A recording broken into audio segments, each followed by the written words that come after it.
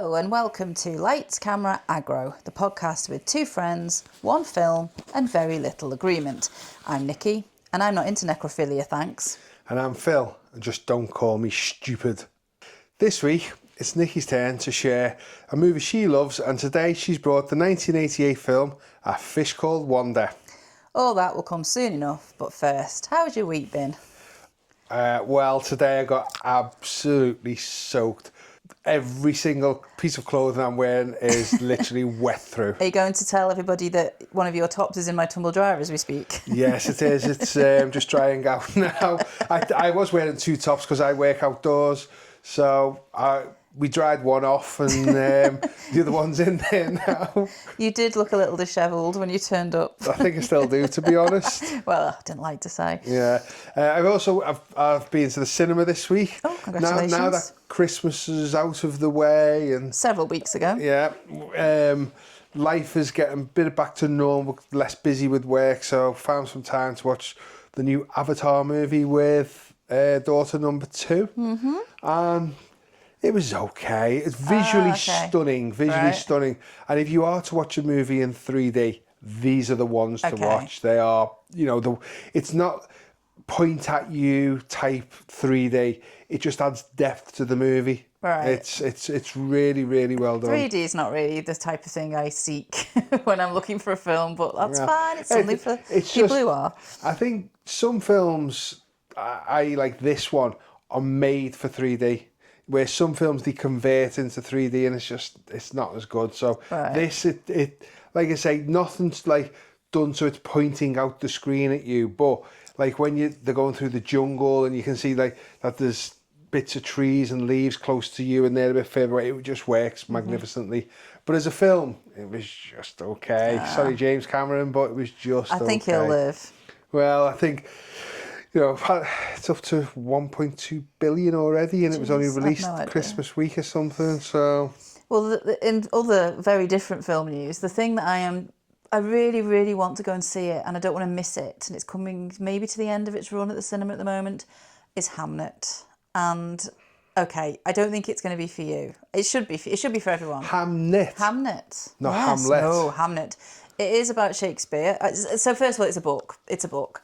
And I didn't read the book, and now I feel like, well, I'm not going to now, I'm going to watch the film, which is always the wrong way to do things. And maybe I will read the book one day.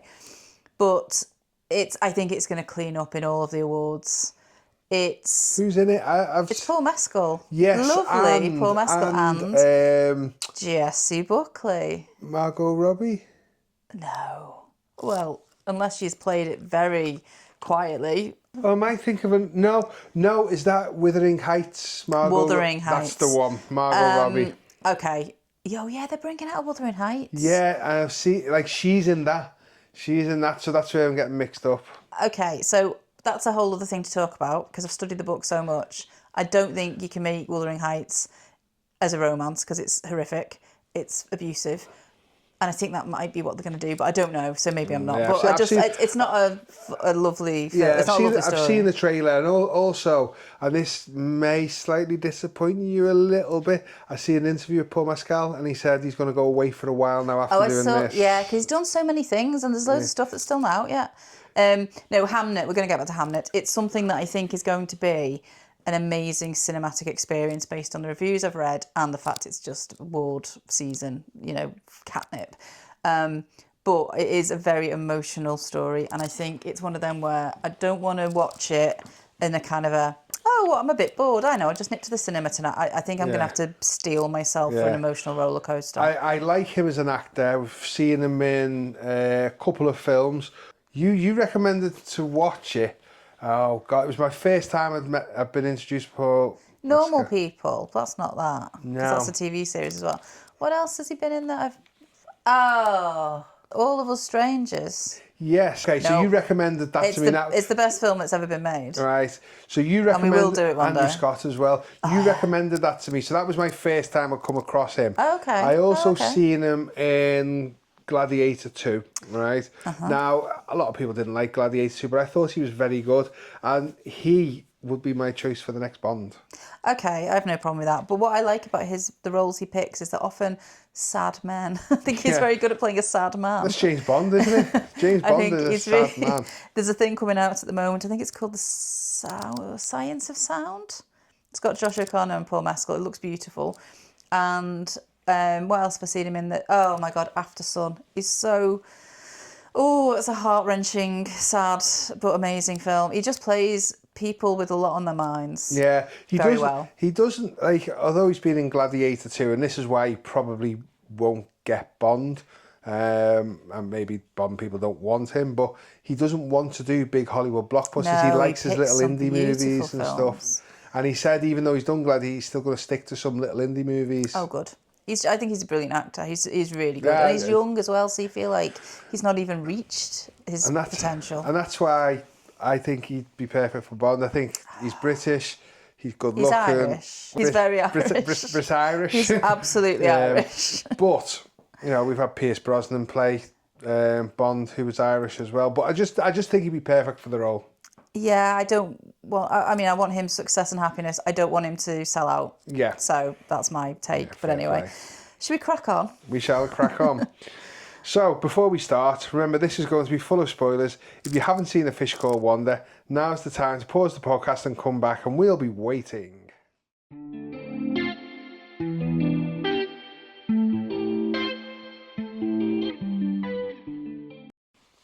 So, why did you choose A Fish Called Wanda? Okay, so as you know, I do it all the time. The films I bring here are usually films that mean a lot to me because I watched them as a child and I had them recorded on video and I would be able to watch repeatedly. And I only got to really record films at Christmas because that's when you'd get network premieres. BBC would have the big Christmas movie before the streaming days kicked in.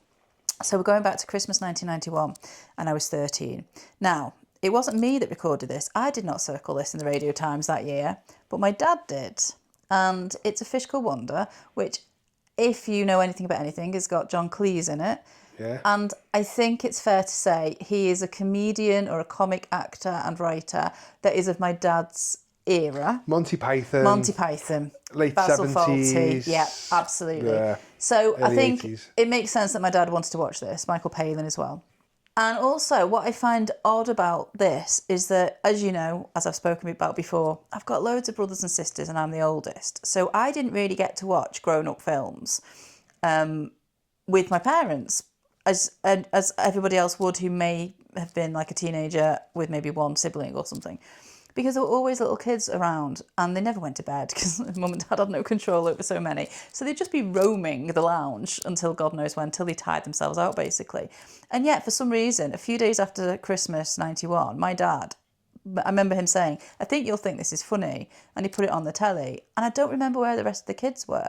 I remember this being an experience where I watched this film with my dad and my mum was in the room too. But they must have just been playing with their presents or something. I don't know. But it's a vivid experience in my head. But I really, really loved it. And just to add, my brother, who was 7, around about that time, 7 or 8, he got his first goldfish and he called his goldfish Otto. No way. So, yeah. So that still makes me laugh. And he obviously saw it far too young. But it was on video. It was just one of our videos that we had. So I've loved this film for a long time. Okay. Talk to me about this. Was this the first time you'd seen it? Did I make you watch something you hate? Come on, no. Spill the beans. So this is a rare occasion where it's a film you've brought that I've already seen. No way. They exist. But I don't remember the film as such, right? But I remember I have watched it. I remember we had it on VHS, but it was a bought VHS because that was around the time when VHS started becoming to buy Fancy. For I think about $9.99 or $12.99. Films were able to be purchased because other than that, you used to just have to go to the video shop. Yeah. But I distinctly remember taking it to school. I was like at end of term, and people brought in videos to watch in the class or whatever. We watched it in media studies or the end of media studies as it led into lunch break. We just decided to eat all our sandwiches in the class. And the teacher, Mr. Stanley, he stayed there. This is not a film you should take into school for teachers to watch 15, with you. But we were 15. We must have been 15 or I wouldn't have took it in. It just feels a bit cringe. I remember two girls coming into the classroom who were from his tutor class and sat there and being a bit nervous and a bit shy and giggly. And the sex scene come on. And I remember Mr. Stanley having his head in his hands going, oh my God, should you be watching this? It's going to get put in a register. Yeah, should you be watching this? And we were all laughing because there was nothing to be shown and stuff. It's more like, it's more of a comedy scene and stuff. Yeah. And I remember the two girls laughing, and what was really funny is obviously one of the girls stood out to me and I ended up marrying her. Yeah, back then. What a start to a relationship. Yeah, first things they did together was watch A Fish Called Wanda. Oh my God. Oh, well, this is nice that this has some sort of nostalgia for you then. Yeah, it was quite good. So you're not going to just spend the whole time rubbishing my choice? Well, that remains to be seen. Okay, well, we're going to start at the beginning. This is, I think, a really good script. I think it's a really good plot. I think it's tight. And it just hits the ground running. So I reckon in the first minute of the film starting, we are introduced to four of the main characters really. So we see just these little vignettes as we are introduced to them. We see John Cleese, who plays Archie, and he is a barrister in court, closing up a case. Then we flit to Jamie Lee Curtis's Wanda, and she's scoping out a robbery with like a hidden camera in a secret bag. A secret camera in a bag. Yeah. Kevin Kline is Otto, and he immediately shows us he's a bit of a psycho because I think he's falling asleep reading Nietzsche, and then he gets startled, and so he just shoots his gun automatically. So a bit of a psycho. Yeah, shows how over the top he is. It's completely ridiculous. And then Michael Palin's Ken, who is the music change at this point to real gentle music, and he's tending his fish. Yeah, he's very soft, very so gentle sweet. Man. So we introduced to these four characters immediately, and we also, before that, it shows us we're in London. And we're in London because of Big Ben and the Houses of Parliament, which makes me feel like this is a London that America would recognise. Yeah, it's definitely been filmed to appeal to an American audience. It's very much a transatlantic, two sides of the set. There's lots of bits where they riff on what Englishness is and what American is, sort of stereotypes. But yeah, this is a very, very global, recognisable London as opposed to all the nuances and exciting little places that you could find. And very, very recognisable global stars from both sides of the Atlantic. Absolutely. So those are our little introductions, and then we have the titles, and there's music, and it is brilliant music by John Dupre. And I just think, I know this is what film scores should do, but I was just very aware of like when it's a bit exciting and a bit heisty, the music is fast. When it's a little bit pondery and a bit sad, the music is slow. I just was aware that the music really does set the mood. And I like that. I really like the music. I just think I've heard it so much. Yeah. Sadly, you can't find it on Apple Music. No. It just doesn't seem to exist I don't know if it's a copyright thing or it's out of print. What? You probably get on somewhere like Amazon or somewhere like that to buy a CD. It's beautiful. But you would have to have a CD player to actually play it. Anyway, so we start the film, and this is a bank heist caper, and we meet George Thomason. Did you recognise George Thomason, who played him? No, I didn't. Okay. So this is Tom Georgeson. And Tom Georgeson is from Liverpool. I think he's like in his 80s now, but he is an actor from Liverpool. And I have seen him in some other stuff a few years ago now, though. And I just like how they've swapped his name. He plays the character George Thomason, but he's called Tom Georgeson. And here's my little claim to fame. So please get ready to be very impressed. Tom Georgeson, his, I think, older sister, was friends with my dad's older sister in Liverpool back when maybe they were at school. So I'm like practically sat here with royalty now, aren't I? Swear to my God. friend's cousin's I brother's swear sister to God. knew this is my link. somebody who knew somebody. But this is I think this is also why my dad would have wanted to record it as well, because Tom Georgeson's in it, and I don't think he particularly knows him on a one-to-one basis, but would have definitely have known of him through his sister. So yeah, I just like that because anyway, he's George Thompson, and he is a gangster. And he is with his sort of right-hand man, Ken, and his girlfriend, Wanda. They are planning a diamond robbery. But they need a weapons man. So Wanda brings her, and I'm going to do massive inverted commas now, her brother, I'm doing it with my fingers now, her brother, Otto, to meet George. we know straight away that Otto isn't actually Wanda's brother because he squeezes her tit while George isn't looking. Yeah, so he's a bit clearly inappropriate, not a blood relative. But that's how it is. And he's really thick as well. Industrial thick. Keeps having to be, when George lays out the sort of the two points to the plan, like, but what was the middle one? It's just funny things like that all the time. But we know Otto is awful from the start because he's very aggressive. And also Ken has a stutter, which I'm sure we'll talk about at the end, about representation and whether it's a bit over the top. It's not just a stutter, it's a way over the top stutter. Well, for comedic purposes, it kind of works. I think we have to be clear and say there's lots of people who have a stutter like that or a stammer. I'm just entirely sure of the technical differences. There's lots of people who have that. But what I think we need to decide, or we need to ponder, is whether or not is it played to be a comic device, or is it to show the awfulness of all the characters? What is it? Would you do it now? I'm not entirely sure. I don't think you'd do it now, but you've touched upon a good point. It's done as a comedic point, but it's also done to show how bad Otto is. Yeah, and is that fair to pick a person with something that maybe they see as a struggle sometimes, to use him as a reason to show the inadequacies of another character? I don't know. Yeah. It just reminds me of when The Traitors was on in January. There's a character, God, she's a real woman. They are real people. Characters. There's a woman in it called Jessie who has a stutter, and she explains at the beginning. And so, occasionally you hear it when she's talking, and it's just not really, it's not a problem. It's not a thing. It's just something she explains at the beginning. And I've seen online at the time when it was on, quite a few people being really pleased because they have a stutter. And so, it's so nice to see someone on telly with a speech impediment. I don't know if that's the right phrase now, because I don't know. It's a while since I've been in. We're going to be cancelled now. Well, no, I don't know, because do people... You're like the most politically correct person I know. Going to be cancelled because you can't word things properly. I don't know. Do people see it as an impediment, or is that a sort of ableist thing to say? I don't know. But the point is, people have been pleased with the representation. Now, maybe Michael Palin... Nicky for getting our podcast cancelled. Maybe Michael Palin isn't doing representation because he's actually not got a stutter, so whatever, we'll talk about it later. Anyway, we've really got sidetracked. All that is going on in the flat planning the bank heist, but we are now going to move to a leafy garden scene a world away, quite middle class little England, upper middle. I would say. They've got it's a moneyed home. Archie the barrister, and that's John Cleese, comes home from court and he tries to chat to his wife Wendy. Wendy doesn't give a shit. Yeah. I've won the case, dear. Oh, the flowers. No one sent the flowers. Oh, I've got to deal with all this. That she's not listening to him. I do think, and I just want to mention it now, because I'm going to be quite praising of John Cleese throughout this, and certainly the work he's done in this.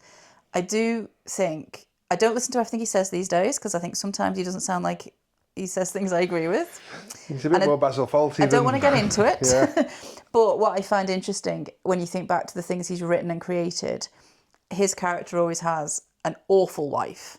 So I think Sybil Fawlty, Wendy in this. Or do you ever see Clockwise? No, I don't It's very funny, but he's basically a headmaster who is Fawlty-esque. Yeah. And his wife is just, not understand. Well, to be honest, you don't really see them in any scenes together, but he's not happily married because she's just busy and he's, whatever. I just find it interesting. What does that say about him? But anyway. Yeah. Less said about John, the better. But I think we're talking about his work in this film, and I'm really happy with his work in this film. They're obviously minted, loads of money, but not happily married at all. And the daughter Portia is there. She wants to swap horses, which is just a whole other world. Ridiculous. And the name Portia is just... From it's a very 80s, people trying to be posh, naming daughters Portia. I've never met a real person. I have met a brat kid called Portia. Interesting. It was from a not well-to-do family, but they all spoke as if she was from a well-to-do family. So I'd never known anyone called Portia in real life, but it's from The Merchant of Venice. One of Shakespeare's leading ladies is called Portia. So that's why I know it, and I know it from this, but I don't know anyone in real life. Oh, Portia de Rossi. Okay. I probably know her by you'll know her face, from stuff. Yeah. So now we get into the bank heist, and this film is really zipping along. We're still only a few minutes in, and we've set up all the characters, and we know exactly where this is going. It's a slick, successful robbery. They're not daft. They get it done. They're masked. They do threaten with guns. Yeah, bit of a William Tell bit with a small crossbow. There's a bit of a flourish, but no one is actually hurt. So, good. That's a good thing. And they get away. Except just as they speed off in the car, they almost run over an old lady who's walking her dogs. And everything's fine. She's fine. The dogs are fine. But she does see George's face in the car. An animal lover, Ken, is worried. But they're okay. It's all good. Yeah, because he nearly knocks the dog over. Yeah. George then, with Wanda and Otto, stores the diamonds in a safe in a lockup. It's a proper seedy, backstreet thing, isn't it? I feel like Prime Suspect had, lockups, and it's, murderous places, aren't they? Yeah, it reminded me of, something out of Minder, the TV series with George Cole and... Dennis Waterman. I nearly said Terry, but that was his character's name. Okay. Yeah. Sing the theme tune. So... The gang separate. The plan is to meet up in Heathrow a few days later. But moments after everyone's gone, first of all, we do see Wanda and Otto just checking that George has left. Yeah. Because they don't trust him. No one trusts anybody. No. But then George does go. So they go. But then George comes back. And the music tells us he's up to no good. Yeah. He removes the diamonds from the safe. We don't see that. But but you know what he's doing. Yeah, There's no other reason why he'd go back. Somebody. As soon as I seen it, because like I said, I'd seen this before, but I couldn't remember it. I couldn't remember that it was a heist movie or anything like that. That's really cool that you get to see it fresh, though. But when he come back to the guy, I knew he was taking the diamonds. There was no other reason for him to go back. But we don't see that yet. Anyway, Wanda and Otto go back home to the flat. They're celebrating. And they do start to get it on. And this is the point where we absolutely unequivocally understand that they are not siblings. Yep. Because there's a line that Wanda says that was cut from the 1991 BBC Boxing Day evening screening, which is, "Even if you were my brother, I'd still want to fuck you." Which I just think that's a great line. See, I can't remember if that was in the version that I watched, because I watched this on Amazon Prime. Right. Not that we're advertising for anyone. No. But the audio was out of sync, and it was really bizarre to watch it. I stopped it, paused it, come out of it, and went back in. I was just out of sync the entire time. Nightmare. Yeah. So it was a strange watch, this. Okay. But their plan is they're going to ring the police and dob George in. They're going to shop him and say that he did the Hatton Garden robbery. And so... Which I also think is quite funny that it is a Hatton Garden robbery, because we, a few years back, had the Hatton Garden robbery. This is where the diamonds are, isn't it? This is a diamond place. Yeah, so it's the Hatton Garden robbery. He's arrested. The police turn up at the flat. However, before he lets them in, we do see him hide a tiny key inside Ken's fish food tub. Otto and Wanda then head to the lockup to get the diamonds for themselves. So just as Otto is trying to crack the safe code, we see Wanda's real plan. She's got a metal pipe. She stood behind him, and she is about to whack him. She's not daft. Yeah, she's the one controlling everything in this. Yeah, she's a great character. It's brilliant. But also, what makes me laugh is in 1991, I remember my dad pausing the video at this point to say, "Do you understand what's going on?" And I was like, and I don't think I did, but I think I probably paused it last time I watched it to go, hang on, what's going on here? So everyone's double-crossing each other, basically, and Wanda was, hoping to be able to make off with the diamonds, except Otto cracks the safe code, and there's no diamonds. The cupboard is bare. It also makes me laugh, the whole stethoscope onto the safe to crack the safe. Probably not. I don't know. Probably not. But Otto is furious, and he grabs his gun, he shoots the safe, he kicks the car, and he screams and shouts, because he is an irrational man-baby. Yeah, he's spoiled. He's awful. And Wanda is a lot more considered, and she stops and thinks, and then she has to rethink the whole plan, and she says she's going to go and talk to George, because she needs to find out where the diamonds have gone. And this is where our two sets of characters mix together. So George is with his barrister, Archie, and they're putting his defence together.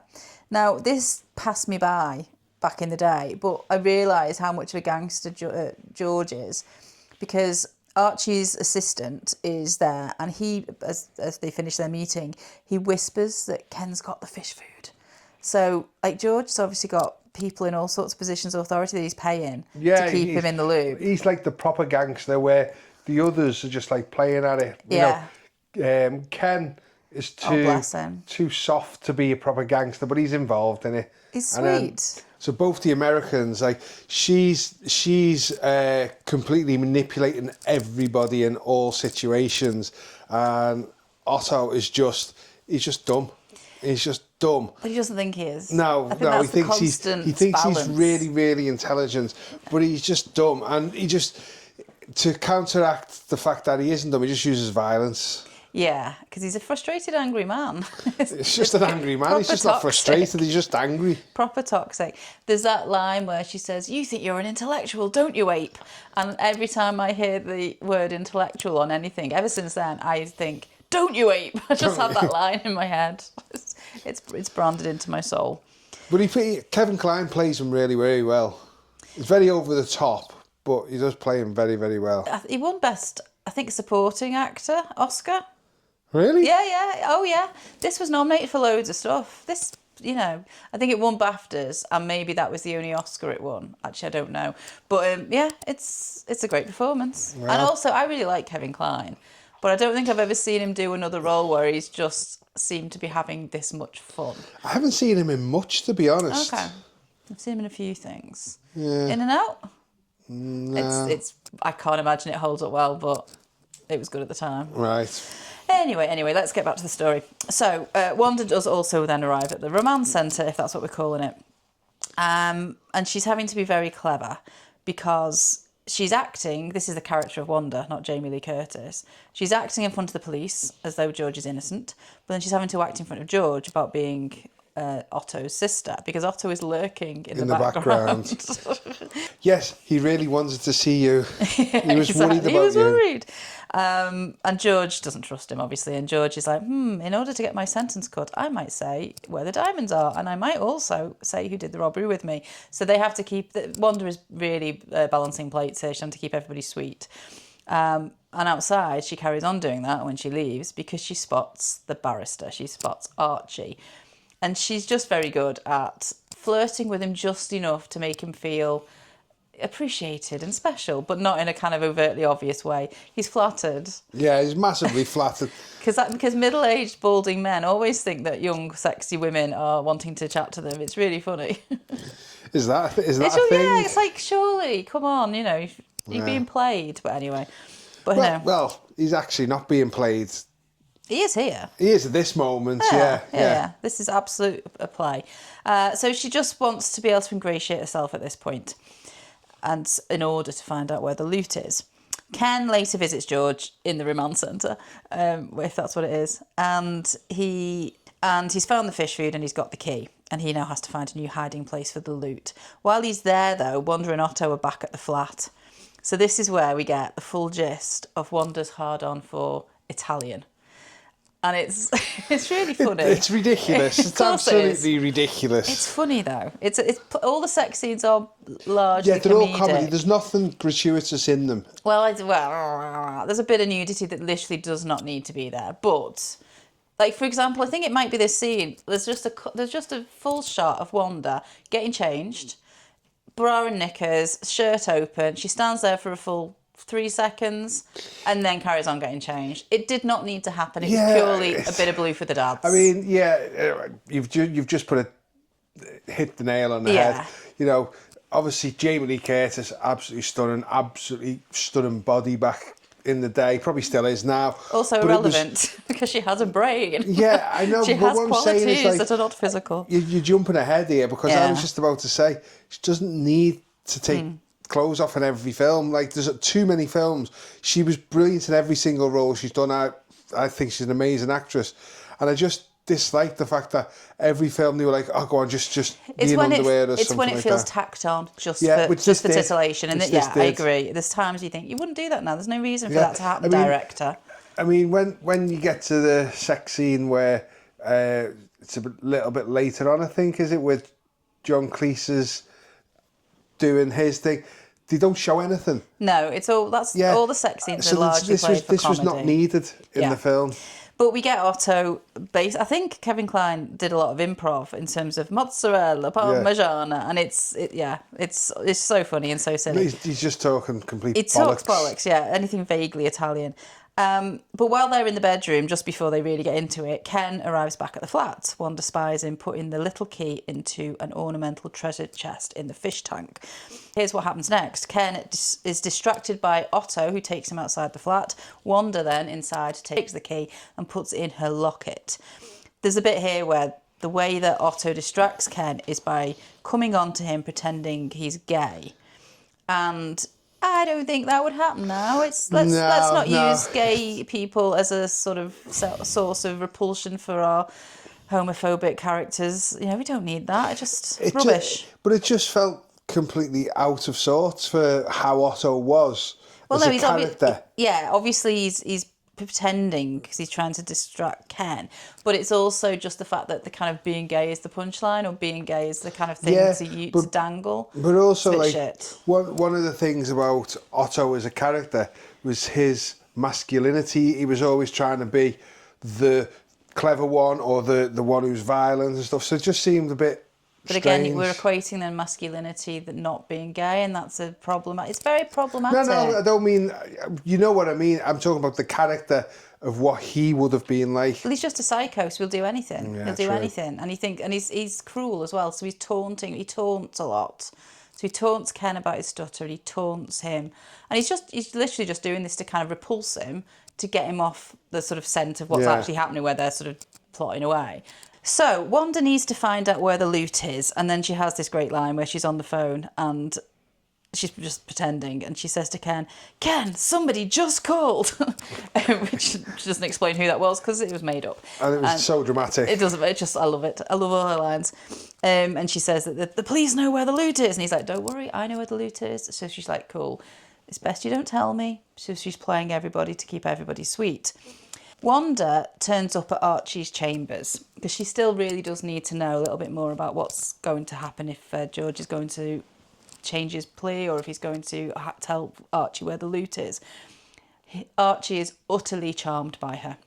He's flattered. He's head over heels. He thinks that she's really into him. She's playing this sort of, I'm a student studying aspects of your legal system. And he's like, I'd love to help. You know, it's all that. And it's all very funny until he realises that she is actually Wanda Gershwitz, who is George's alibi. And he will have to question her on the stand in court. He can't speak to her. This is a complete no-no. He can't have anything to do with her. No, a complete no-no. And so she then has to change tack completely because she's very clever. She's constantly reassessing. So she goes, I didn't come here to talk about stuffy law or whatever it is. And she comes on to him. And this is one of my favourite scenes because there's two very funny bits in this. He's just like, I can't speak to you. His phone goes and his assistant says on the phone, your next appointment's here, at which point she whispers into his ear, I want to make love to you, or something like that. Yeah, and the assistant goes, what? Yeah. And then they have a big snog and the door opens. No, he doesn't snog her. She kisses him. She's doing this. She's kissing him. He's like in shock. He's completely shocked. And then, as you say, the door opens. And then the next appointment's there, an elderly man. Yeah. And she goes, bye, uncle. She leaves. And I've always found that very amusing anyway. I'm sure it's not. He just, the look on his face just dumbstruck. He's constantly, yeah. It's like, what's just gone on? Because the thing with John Cleese is, he historically, at this point certainly, had played the sort of stuffy, posh or repressed English guy very well. And there's always that anger bubbling, the frustrated anger bubbling in Basil Fawlty, or in Clockwise he plays a headmaster, which is a brilliant, very funny film, and maybe one day we'll do it on here. But he just is this constant simmering rage that he sometimes manages to contain for a few minutes, but basically it's always there. See, this is where I feel like he's a bit underused. No, because the opposite of the point I was just about to make. Because, Go on, jump in, I'll come back in a minute. Well, he always plays these characters who are quite funny.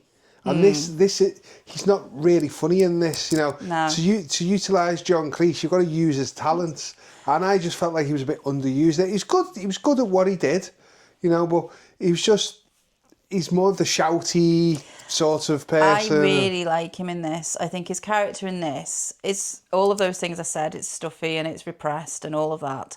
But there's a softness to him that we don't often... I've never seen in anything else, I don't think. Not that I search him out. Not in real life? Well, who can say? Let's not go there. I don't know.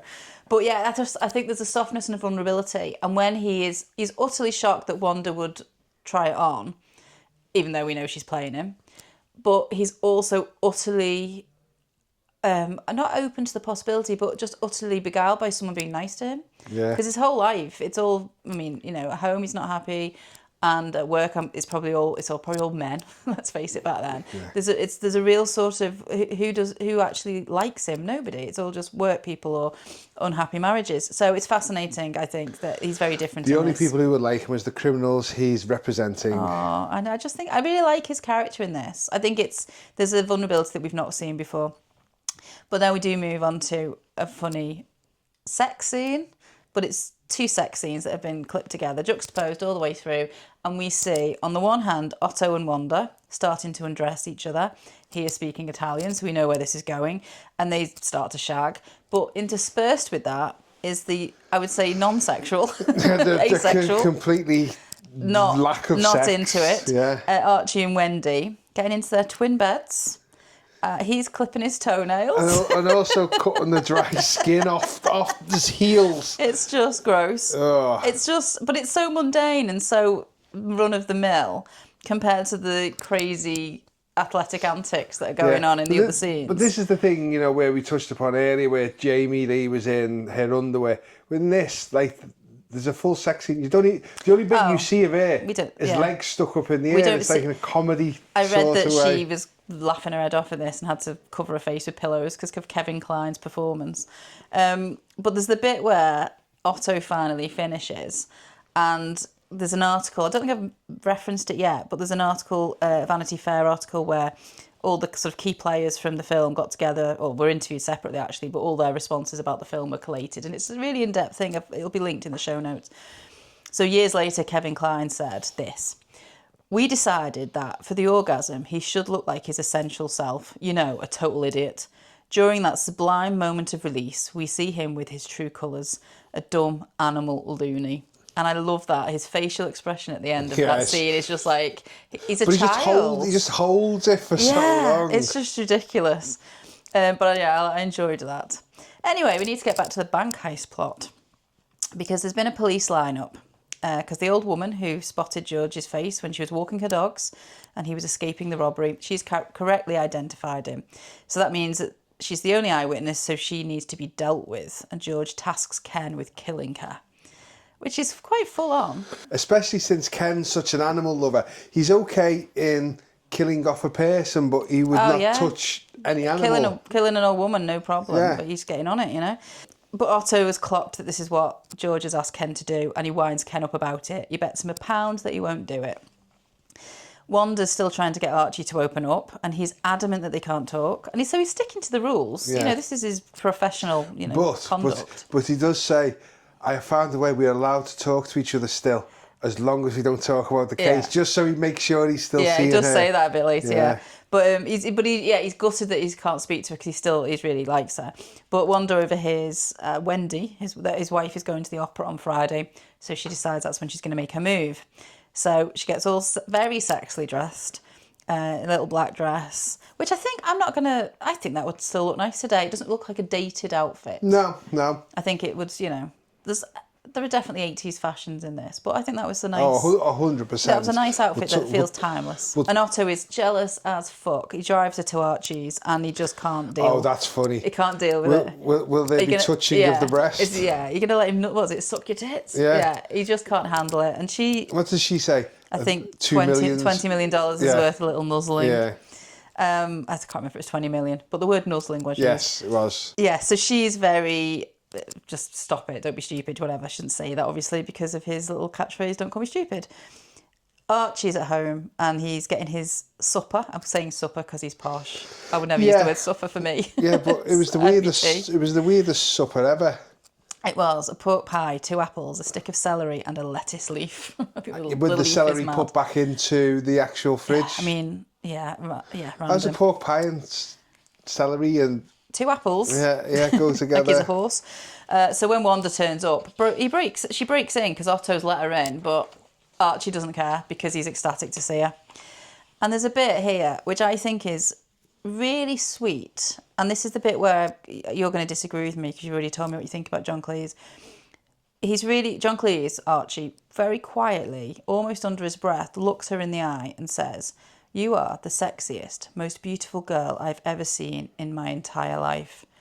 And he's so believable. I completely believe that Archie means it, is so overwhelmed. And it's not just a vulnerability here, it's a real sadness that his life hasn't been filled with amazing encounters and exciting people. His life, you feel like in that moment you're getting a real insight into everything that's gone before that we don't know, about playing by the rules and sticking to the plan and doing the degree and going and doing the bar and all the things that you do where you play the rules and you stick to the game. But none of it's been fun. So a question for you now, his delivery of that was really good, I will say that. It is a comedy, but these moments are in there. A lot of softness. Do you think that changed Wanda's vision of him at that moment in time? I don't know, it's a comedy, isn't it? I think it just shows that there's heart to this film, and their storyline is the heart amidst predominant silly comedy. It's silly comedy, and that's what it is, and it's good, and we enjoy that. But this just anchors it a little bit to something that keeps it feeling nice. I don't know. I feel really sorry for him in that scene. It was a nice scene, I'll give it that. And then hilarity just comes straight the rest afterwards. Of the scene. It's pure farce. Slapstick. So there's a whole bunch of things that happen. Wanda and Archie are getting it on, but then Otto turns up. Archie doesn't see him, Wanda does, so she's constantly trying to distract Archie to get rid of Otto. But then Wendy and Portia come back early because there's been a flat tyre, and Archie sees them and he's trying to distract them and get rid of them. And then he does this really funny thing where he says to Wendy, let's go to the pub. Oh, yeah. She goes, Archie, we haven't been to the pub for 15 years. No, but it'd be rather nice for Portia to see it now. And it just makes me laugh. This is the Basil Fawlty moment. Where it's farce. He's running around, he's John stressed. Cleese the type at this moment in time. It is. And the screams where Wanda's hiding behind the door constantly. And then the door gets closed and he screams and she's moved somewhere else we hadn't seen. It's brilliant and it's played really well and everyone does it brilliantly. In 1991, my grandma had rung and so my mum had left the lounge and gone to answer the phone. She'd been chatting to her for a bit and me and my dad had carried on with the film. When my mum came back into the room, my dad rewound to this scene to say, you've got to watch this is brilliant.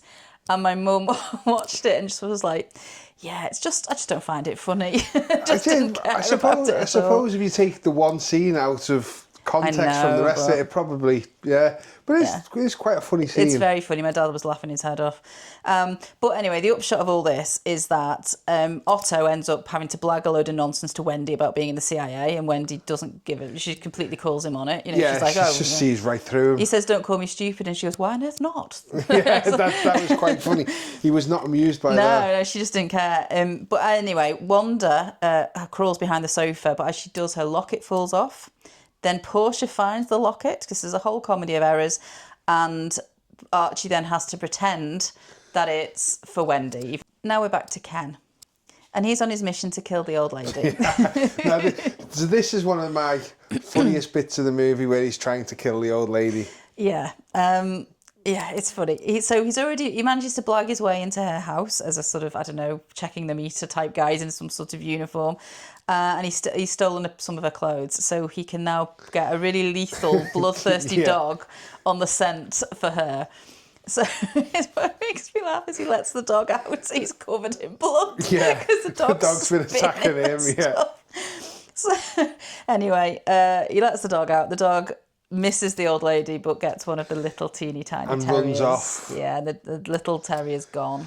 But you can see her like a heart. She's. There's definitely, how there's a whole thing about like some people really don't like to see animals being hurt, which I don't want to see animals being hurt. Can I put that out here? But this is so comedic and so kind of the irony of Ken being an animal lover and then this going wrong, so wrong for him. And it's not real. They've not really killed a dog. It's fine. All that. I just think it's just a brilliantly. He's absolutely heartbroken. He's heartbroken that a dog's gone. And there's a funeral scene which has choir boys singing by a grave. And I did see online, and I will put the link to the website in the show notes. It was tvtropes.org. There's a link that has the translated Latin. And so the choir boys are singing, "Have mercy, Lord, the dog is dead." No way. Yeah, apparently. Just really in depth then. I haven't fact-checked that, but that's what it says online. Archie's arranged a tryst in a Thameside flat.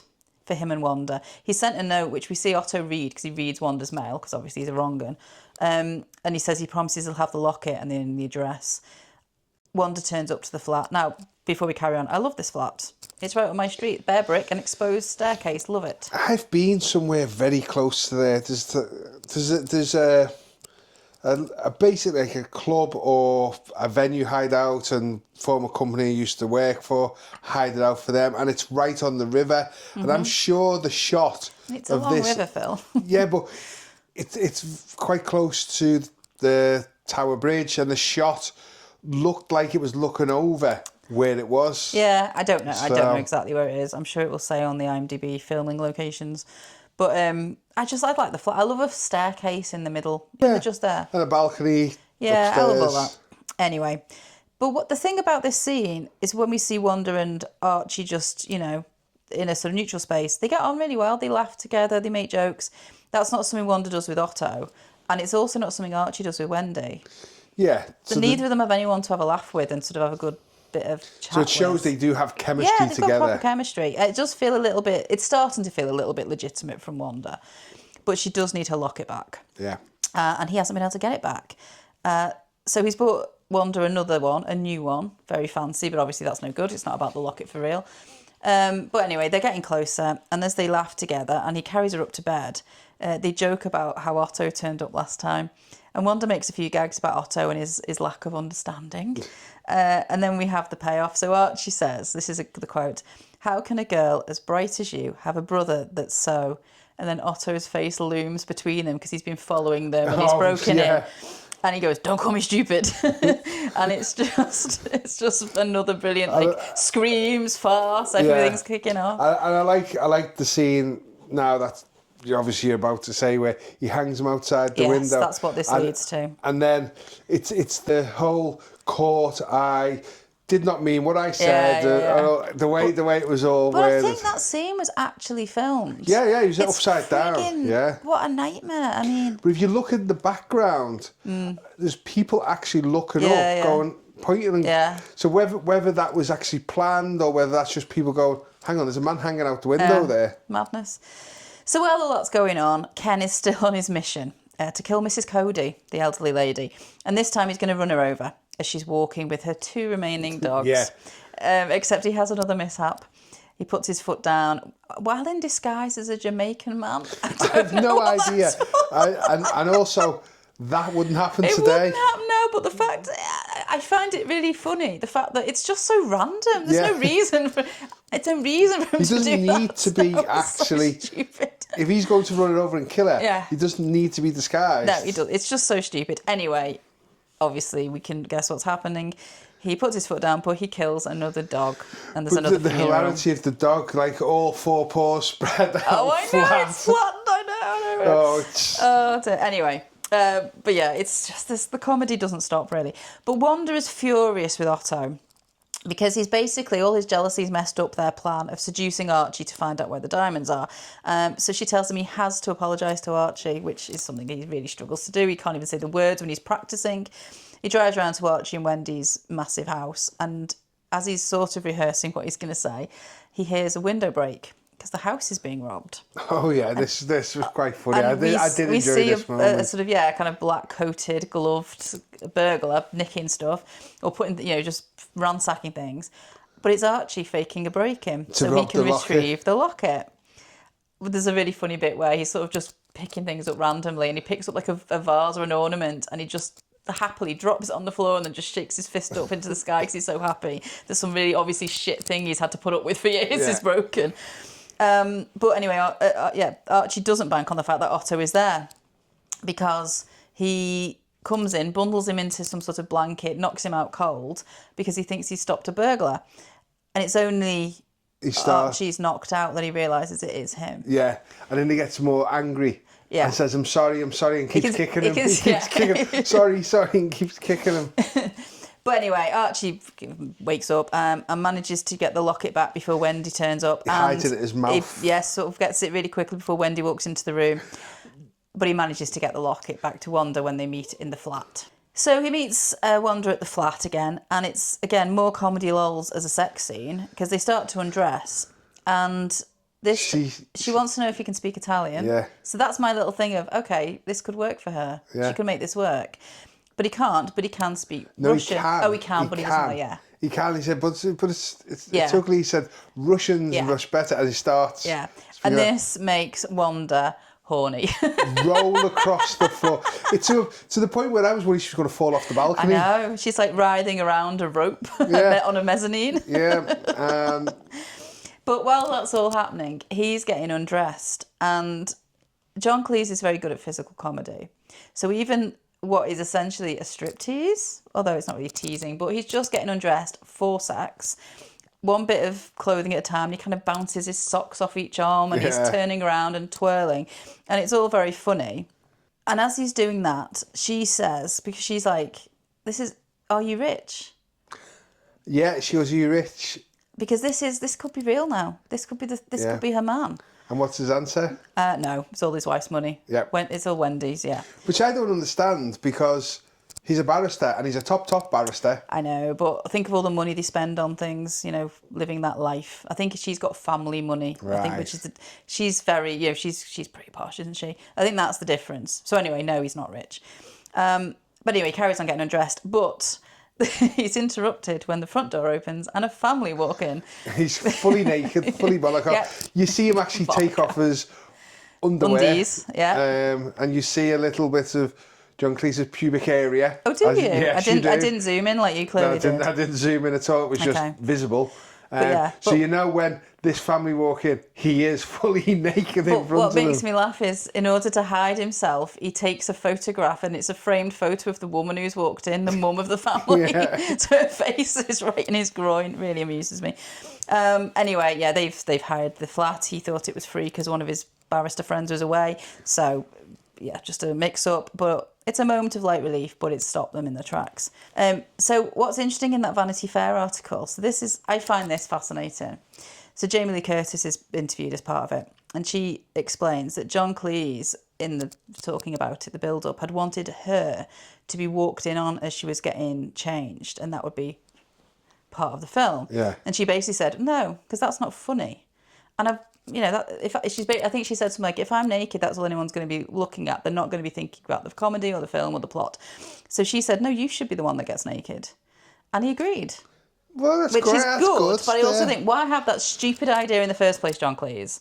Because it does feel really gratuitous that's part. Oh, it'd be really funny if a woman is getting undressed and someone walks in. Well, would it be? I don't think it would be funny, John. Anyway. Well, no, that shows. You've praised the script on this. I think the script's very good. Yeah, but that shows some poor script writing because the funnier thing is him. Well, that's the point. Yeah. And what this article in Vanity Fair made clear was it was a very collaborative thing. They had the script, but then it changed as they were all working on it together and workshopping it. So, she had her input, which is great because that makes so much more sense. And respect to John for actually listening to... No, I mean, some people would just say no, I guess. But but it makes so much more sense. That was a funny scene.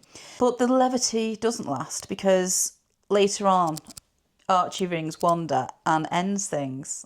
And it's just quite quick on the phone. But they both seem really sad. She seems sad, and the music tells us that they're both sad. Yeah. Because we're rooting for these two by now. These are the heart of the film. Because we're not rooting for Otto. We're not really rooting for Ken to kill an old woman, even though it's funny. We're not really asked about the heist because... No, because George is not really anyone we care about. So these two are the people we care about. And it's really interesting to see this scene because Wanda now is showing vulnerability. Because she's the woman that had planned to kill Otto and had shocked George to the police. So she's a tough woman, but she's sad that, the guy she was trying to seduce for her own ends has dumped her. So I think this is another moment of vulnerability from our stronger characters. Bit of heart in the film. When Archie gets home, he's accosted by Otto again outside the house, and he finally manages to apologise. But this is when Wendy overhears from the window. Overhears about Wanda, about robbing his own house. It's not ideal at all. Wendy's now heard all of it. There is a bit, I'm pretty sure this was cut as well. So there's a bit where Otto says about his sister, again, inverted commas, pork away, pal. Yeah. Right? And I didn't know what that meant when I was 13. Yeah. But then the next line that was definitely cut was, fuck her blue. Right? That was definitely cut from 1991. That was not on my video. So these things stand out to me when I hear them. Mine was so out of sync, it was probably in there. I just didn't catch up on it. Right, back to Ken and Mrs. Cody. She is now taking her one remaining terrier on a walk. And this one, it's so slapstick, it's untrue. So Ken he's lined up a sniper's rifle from the house opposite, and so she leaves her house. He shoots at a pulley that's winching up heavy concrete or something on the scaffolding, and it lands smack down on the last dog. Yeah. And kills the dog. But wouldn't it be Ken more is distraught. prudent just to shoot the woman rather than this contrived... I suppose it looks more like it's an accident or something. I don't know. More contrived, you know. But Ken's gutted, and he goes out of the house, walks across the road because there's a little gathering of people around, and he's just distraught. But then he sees, hurrah! The shock of her last dog being killed has meant she's died of a heart attack. Yeah. It's so bad. It's so bad. And then everyone's really sad, and he starts laughing. He's made it. He's done it. He's completed his mission. His excitement doesn't last because he brags to Otto that he owes him £1. Yeah. But he lets it slip that the loot is near the airport. So very quickly then, this all kind of be tumbled towards the end. Otto turns up, and we see the next thing, Ken is tied up to a chair, and Otto is forcing him to tell him where the loot is. This scene is not my favourite scene. No, because I hate this scene. Because one, I'm probably going to jump ahead. Go on. He stuffs chips up his nose, but one with tomato sauce, okay. and I don't like tomato sauce, so having it on my nose would be just absolutely horrendous. That's not the bit I don't like. That would be horrendous. But then shoves a pear in his mouth, and you generally hear how much he's like trying to struggle breathing, and that like really goes through me. I have no issue with any of that. I can't bear seeing Otto put apparent live fish in his mouth. It grosses me out, and the fact he's eating them, that grosses me out, and I can't even think about it. I can look at the pear, I can look at the chips. I know it's sort of, that's not a nice thing to experience. Yeah, but it's hearing Michael Palin. I know, it's like he's really struggling to breathe there. Yeah, isn't that funny? We have different things we can't bear. But the other thing that like kind of freaks me out about the way he sort of tortures him, his mouth is that wide open with the pear, and it's shoved in it. It's not like he can open his mouth to get it out. It's as wide as Pointer's mouth. I mean, Otto's not a nice guy. I know, but I'm just thinking about having to endure that as an actor. To go through must have been horrendous as well. Okay. That's solidarity with Michael Palin. Yeah. I just can't bear the fish. I don't even like looking at goldfish with my eyes because I don't know, I think it's because I eat fish. I don't want to see fish swimming. But I can't bear the idea that Otto is eating them. It just grosses me out. Anyway, we've got different things that we can't bear. So he eats the fish, he threatens... And he eats the fish called Wanda. The fish called Wanda, I know. But he does end up managing to wheedle out where the safe deposit box is. So Otto rings Wanda, and she's waiting to testify in court for George, and he says he knows where the diamonds are. So this is what Wanda needs to know, so maybe she's now back on with Otto. In court, Wanda's master plan continues. So Archie's questioning her, that she's supposed to be George's alibi. So she says, George was at home. But then she says that, but he left the house at the time of the robbery with a sawn-off shotgun. I didn't know where he'd be going with a sawn-off shotgun. I thought that was just... How do you know it was that time? Well, I looked at the clock and I wonder where he's going with that sawn-off shotgun. Brilliant. It's delivered so well. It's brilliant.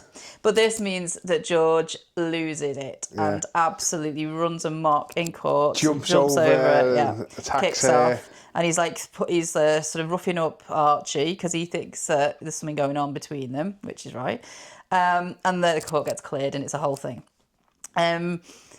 There's a really great line at the end because Wendy's in the gallery for some reason, probably because she knows that stuff's going on here. And she says, "It's my husband, he's been hit." And she runs over to him and then she hits him. Slaps him across the face. So she can stick this marriage right in your bottom.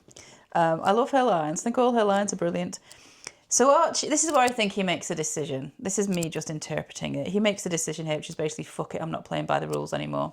Because this is where he starts to do illegal things, or plan to do illegal things. He now needs to find out where the diamonds are from George. And George tells him that Ken knows. So then he grabs Wanda off the street. She's tried to escape out of a toilet window or whatever, but, he grabs her, makes sure they've got the passports, and then they head to Ken's.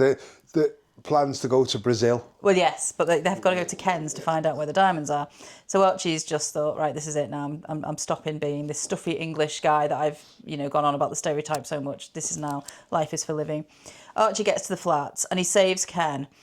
And this is this really interesting scene. He has a nightmare every time trying to find out the name of the airport hotel, which is the Cathcart Towers Hotel. Yeah, because of the stammer. Yeah. Now, here's the thing. I read, I think it might have been in the Vanity Fair article, sorry to overquote it. When John Cleese wanted to write this thing with Charles Chrichton, he didn't have any idea what it was going to be initially, but the only thing he knew he wanted to include was a scene where someone with a stammer needs to impart really vital information in a pressurised situation, but isn't able to. And this was this comedy scene he had that he wanted to sort of include in it somehow. So this came before anything else. So the whole film was wrote around this scene. This was a scene that he saw long before. And I don't know, I think it still has comedy value. It does. In the sense that, like, Michael Palin's playing it where he's desperately wanting to help. Yeah. And then and it takes ages, and in the end he writes it down, and John Cleese, so Archie reads it out, Cathcart Towers Hotel, and then with a split second after that, Ken says, yeah, Cathcart Towers Hotel. Yeah, I thought and that was funny. Yeah, I thought that was funny, yeah. But how much would you play on this? It feels maybe we wouldn't do this today. There's loads to talk about. I'm going to talk about this afterwards, because Michael Palin's done a whole thing about this.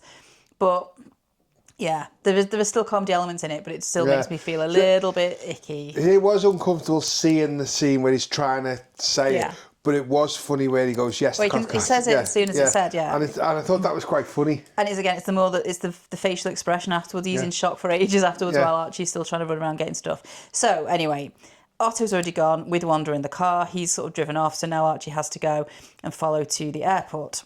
So now we're into the final scenes. Archie, Ken, Wanda and Otto are all getting to the airport. Wanda's got rid of Otto by this point. She's kind of escaped. He's locked into a cleaning cupboard or something. Yeah, and she breaks off the handle so he can't get out. She says, ciao, stupidissimo, which I enjoy. Yeah. She tries to ring Archie, but he's not answering, so she does try and ring Archie. But then she heads to the plane. Ken gets checked in as luggage, obviously. Yeah, that was quite funny when Archie got there. I got any luggage and Ken's on the conveyor belt. Yeah, that's how he managed to get through. And this is all pre 9/11 security checks, obviously. So that leaves Otto and Archie, because Otto shoots his way out of the closet. Otto and Archie come face to face. So there's a lot more English v American posturing going on. They start to box, and Otto ultimately threatens him with his gun. So it does look like Archie's a goner. But after lots more, slagging off each other's countries, Ken is here to save the day. He's found a steamroller. Oh, that was funny. I mean, how would Otto not notice he stood in wet concrete? Otto's in the wet concrete, and Ken is coming along with the steamroller, and literally is like justice for Wanda. Or he's actually shouting revenge, to be fair. And Otto's out of bullets, and he manages to flatten Otto into the freshly laid concrete, which means his stutter goes. Yeah. So the last thing we hear from Ken is him saying, how much wood would a woodchuck chuck? I can't say it. If a woodchuck could chuck wood. Right. And I don't know whether, there's a scene, it's after this thing's John Cleese running to the airplane or something like that. And in the background, you can see all the police approaching Ken, right? If you look, everyone's approaching Ken towards the steamroller. So I presume he's just going to arrest and he's going to prison. Oh. Yeah. That's not what the end titles say. Does it now? No. Well, if you look, there's a lot I've never noticed the police there, to be honest. Archie boards the plane. He reunites with Wanda. But then a concrete-covered Otto is left behind on the runway as they take off for their new life in South America. Well, he climbs onto the wing. He climbs the wing, and as they fly off, he gets blown off. But he's just been crushed by a steamroller. How much would... Apparently he was supposed to die in early rights of it, but then they decided it was less comedic, so they just made it funny. Fair but play. The end titles are... I mean, again, this is, pure comedy. It's so silly. Wanda and Archie live in... somewhere in South America. Ken is Minister for Justice. It's like a whole thing. It's just silly. But yeah, that is A Fish Called Wanda.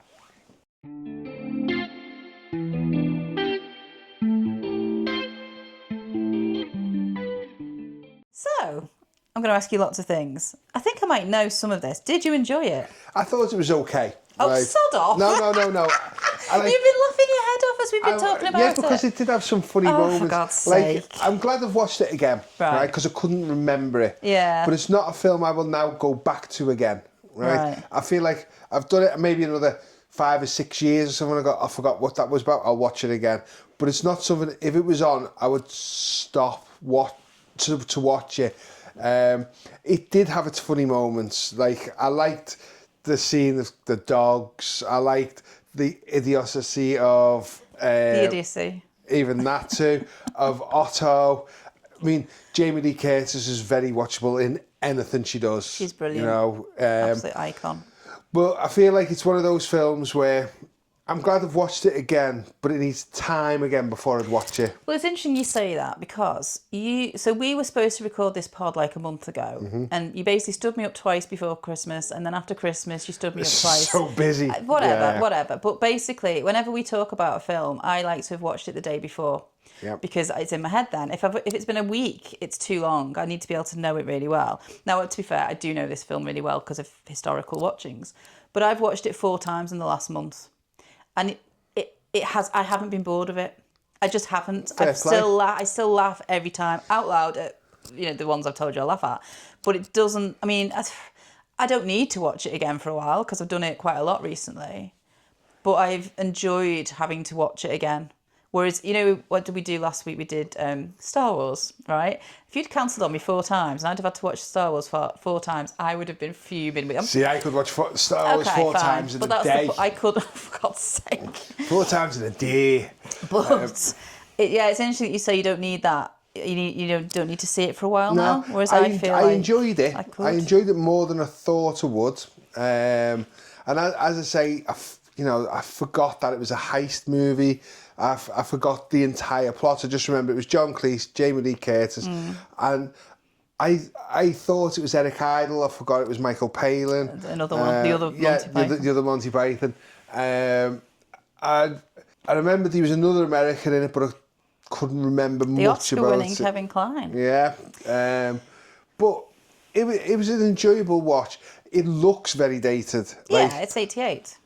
But I can watch other films from 88 and not look quite as dated as this. It feels like it didn't have a lot of budget to it, and it didn't need it really. No. But I just think it looked very, very 80s compared to a lot of other 80s films. I would say, and this is just a hypothesis, the kind of things that you like and that you rewatch and you love from the 80s, are they often like sci-fi, fantasy stuff? So it's not the cars on the street and the fashions, because it's all some random universe. No, because our pod that's going to be on next week is an 80s film, and I don't think that's as... Oh, that's so dated. As dated as this. Well, we'll talk about that next week. I don't know whether, and this could be part of the issue. I think we touched upon it earlier within the podcast. This is a film that's made to broach both sides of the Atlantic. Yes. So the fact that they've only showed quintessential British things Englishness to appear to America, like the cars they use and things like I think that's dated it a little bit. Also, there is a couple of scenes where Otto's driving around in an American car within London. That wouldn't even fit in the road. Oh, I know, but that's what's funny. Whenever you see him driving, he's always on the wrong side of the road. The wrong side of the road. Nearly caused an accident. Asshole! Yeah, and shouting at the other person. Yeah. When I stopped to think about, I like this film. When I stopped to think about it, it did occur to me that everybody is white. Yeah. It feels so incredibly dated in that sense. Yeah. This is a very, I don't know. I mean, it's John Cleese and his mates, isn't it? And I have no problem with making things with your friends, your Monty Python pals, and the director that he was mates with, and it's all fine. And he approached Jamie Lee after watching Trading Places. All this is fine. But everyone's white, and it does smack of being incredibly dated. I don't think there's actually a black person in the film, is there? I know. It's anyone of any colour. I didn't think about it till now. I think maybe the woman vacuuming in the airport might be. Oh, possibly, yeah. It's so possibly, cringe, yeah. Cringe. Yeah, I think she is. It's really cringe. I think she is, It's cringe. So, yeah, that dates it to me. But I don't care about the cars.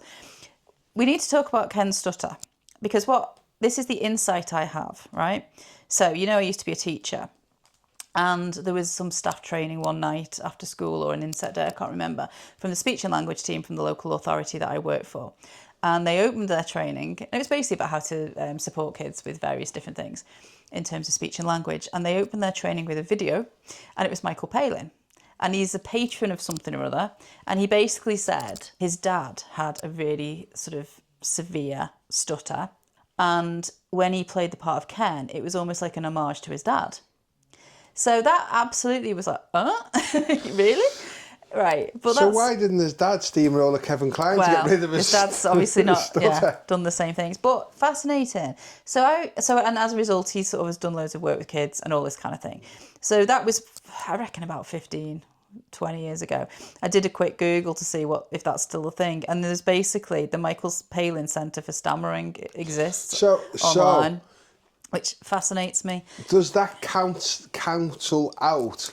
It makes me feel less icky. Yeah. Because I think if I didn't know any of that, I would feel incredibly uncomfortable. Doesn't mean I still think it plays great. And I don't think we'd write that script the same way. We'd certainly give more, I don't know.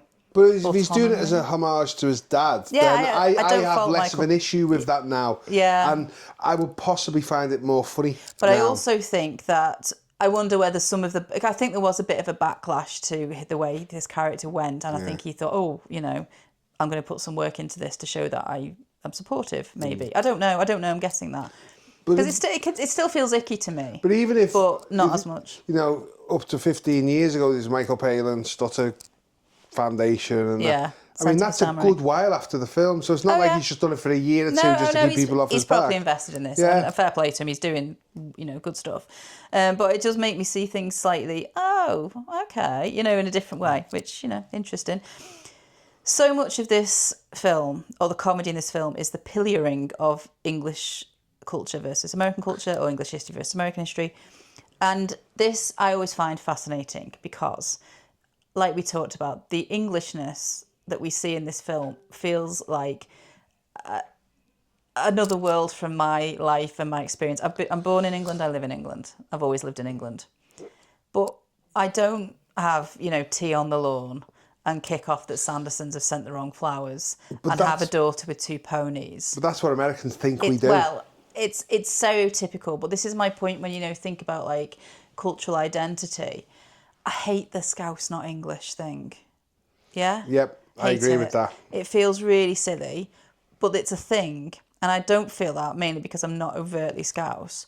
But I do feel much more connected to saying that I'm Northern, which feels vaguely an identity, than saying I'm English. Because when I think of England, I think of Miss Marple villages and tea on the lawn and vicarages and cricket and all this kind of stereotype. And it is a stereotype that is not actually anything I experience any time of my life. And I'm fascinated by that all of this stuff, all the English stuff in this film, all the references, or John Cleese's comments or Otto's comments about it, isn't any Englishness I've ever understood or experienced. No, the other thing I always find in films like this, when they show off England and Englishness, there's never any rain. It's always like sunny, like they go to these villages, like you say, like Little Miss Marple village, they're always sunny little villages, never raining and stuff like that. I mean, anybody lives in the UK. Northern though, isn't it? It's northern. Rain is much more northern than... I know, and I got absolutely soaked. Oh, he's still banging on about that. Okay, moving on. So now it's time for some other people's thoughts. Okay. Right. So, in terms of problematic stuff, this is from a website called notleft-handedfilmguide.co.uk, talking about A Fish Called Wanda. Obviously, this will be in the show notes. And this was written in 2020. And they do deal with Ken's stutter. And their take on it is that they get away with it because the joke isn't Ken. The joke is on the people around Otto's Ken. the joke more so than it's the Ken. response of Otto being an absolute, fool. Or it's, you see Archie's frustration, kind frustration, because he's being kind. He's not horrible when he's trying to get out the information about the hotel. But what they do say is worse, that is really noted, is the casual homophobia. Otto pretending to be gay to distract and disgust Ken isn't cool. And it does also mention the fact that this sort of focused quite a bit on Jamie Lee Curtis being in underwear or wearing skimpy clothes or whatever. But, which stuff we just talked about naturally anyway.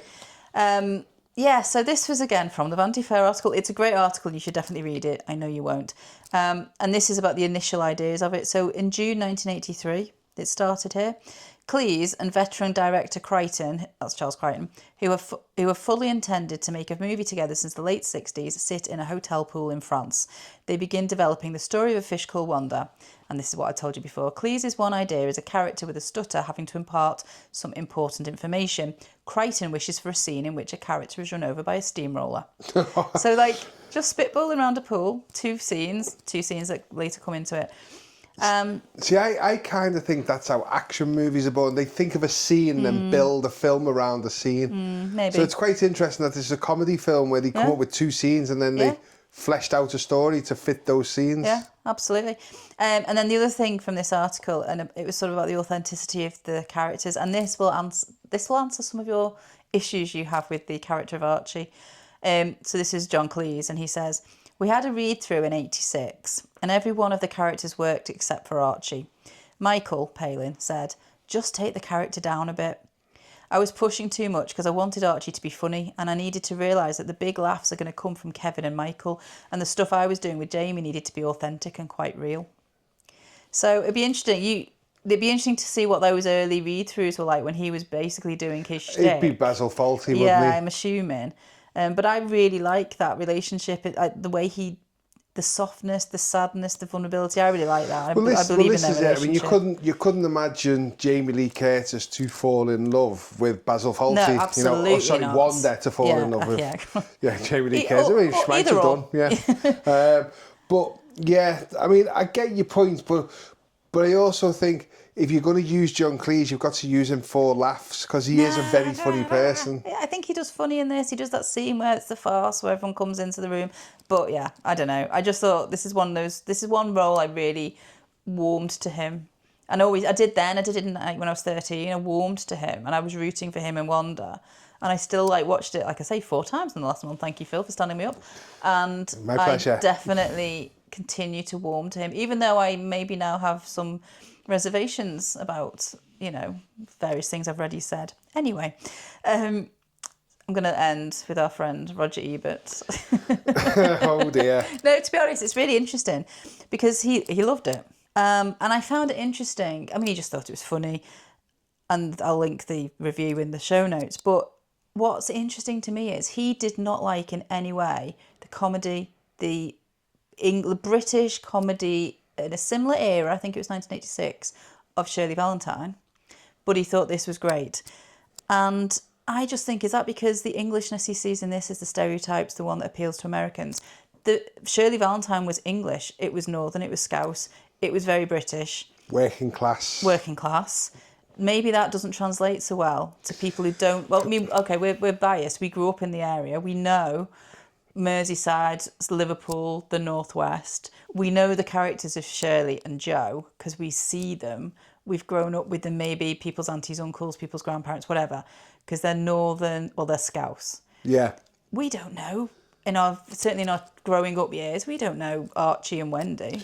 But what does amaze me with how Americans get our humour, so say Shirley Valentine's there, and I do think it's because it is a working class film. It's for where. Can we just say that I'm sure there's lots of Americans who do like Shirley Valentine, and let's possibly, but I'm talking about Roger Ebert particularly. Yeah. Okay. But then other films that I would class as a working class type film are mega hits, like The Full Monty, and it's kind of like Shirley Valentine and The Full Monty. Obviously different subject, but similar vibes. Don't get me started. You know why?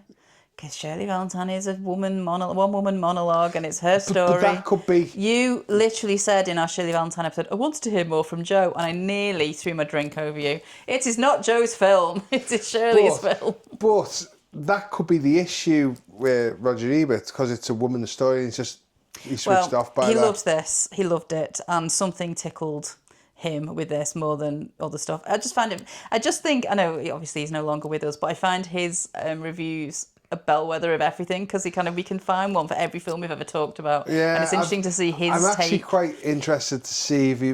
When did he pass away? Oh, what, a few years ago now. Would he have watched The Full Monty now? I need to see what... You know what? You can Google, you can do a little bit of research yourself.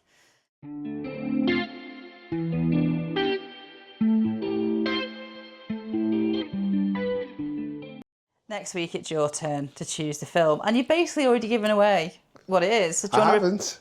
I said it's a film from the 80s. I just thought it in my head then. Okay, go on. Tell me what it is. Yep, you ready for it? Go on. It's The Karate Kid. Woohoo! What do you think? I've seen it. Well, I'd never seen it until about 3 months ago, and then my partner was watching it one night in a moment of nostalgia, and I wasn't interested because I never felt the need to watch it, and I was on my laptop. So I've seen bits. He loved it. I've seen bits while I was doing other things. So it will be interesting to give it some attention. And if people want more, where can they find you? I'm at Toffees R Us on YouTube and Phil Timon on TikTok. And I'm at nickybond.com, or you can look for the Lisa McAuliffe stories online. Thanks for listening. Until next time. Bye-bye. See ya. Bye.